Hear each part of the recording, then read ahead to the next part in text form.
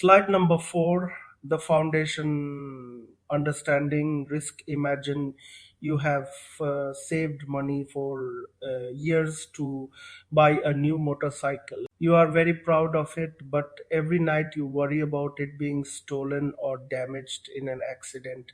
That worry is a heavy weight on your mind. Even if nothing bad ever happens, the fear of the loss stops you from being happy and using your motorcycle freely. Risk is the uncertainty of a loss happening. This session explains that risk has two types of burdens. The first is the primary burden. This is the actual event, like a physical loss from a fire, flood, earthquake, landslide, or lightning. The second is the secondary burden.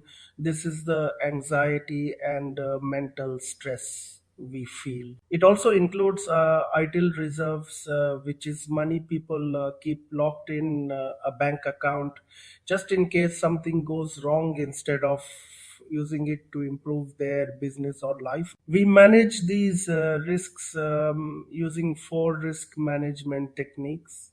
First is avoidance, where you do not do the activity at all, like never driving to avoid an accident. Second is retention, where you decide to pay for the loss yourself if it happens. Third is reduction and control, where you take steps to make the loss smaller, like wearing a seatbelt or using a fire extinguisher.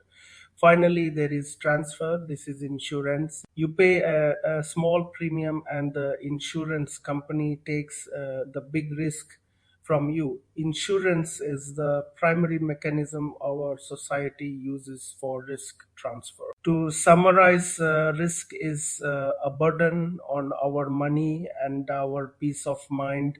While we can try to reduce it, insurance is the best way to move that burden away from our families and onto a professional company. When we transfer risk to a company, we follow very strict legal rules.